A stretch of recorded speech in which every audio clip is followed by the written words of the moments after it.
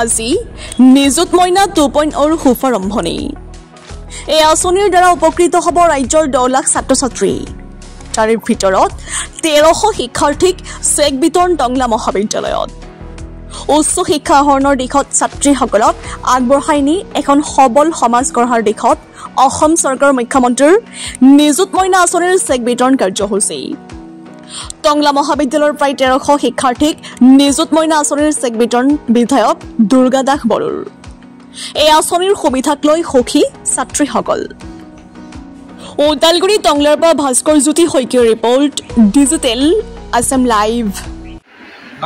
মইনা ছোৱালী আজি ইয়াত টংলা কলেজত চেক প্ৰদান কৰা হ'ব আৰু মাননীয় মুখ্যমন্ত্ৰী ডাঙৰীয়াই গোটেই অসমতে আজি নিযুত মইনা চেক প্ৰদান কৰিছে আৰু বিভিন্ন ঠাইত মন্ত্ৰী বিধায়ক অন্যান্য বিশিষ্ট অতিথিসকলক এই নিযুত মইনাৰ চেক বিলাবৰ কাৰণে দায়িত্ব অৰ্পণ কৰিছে।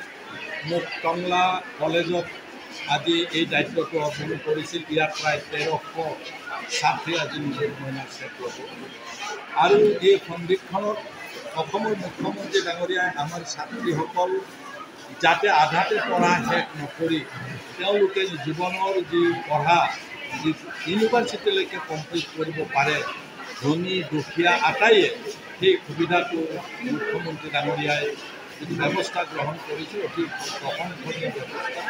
আৰু মই আশা ৰাখিছোঁ ইয়াৰ লগত যিকেইটা বিষয় জড়িত, বাল্য বিবাহকে আৰম্ভ কৰি বা আধাতে শিক্ষা কাম কৰি গুচি যাবলগীয়া হোৱা পৰিস্থিতি, এনেকুৱা বহু গুৰুত্বপূৰ্ণ বিষয়সমূহ আমাৰ অসমৰ ছাত্ৰী সমাজক সহায় কৰিব এই চেক প্ৰদানে। আৰু 1000, 1250 আৰু 1000 তেওঁলোকক 1000কৈ মাহেকত বা 1250কৈ মাহেকত আৰু 2500কৈ এক বছৰত ইউনিভাৰ্চিটিত পঢ়া ছাত্ৰীসকলক দিব।